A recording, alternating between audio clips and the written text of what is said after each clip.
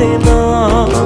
বাসলে ভালো কেউ কি এমন পাষাণ হয়ে যায় যে নিজের সুখে মনের মানুষটাকেই মেরে যায়। হায় রে বোকা মন আমার, শুনলি না বারণ, আবার প্রেমে মজলি রে তুই কেন কারণ। প্রিয়া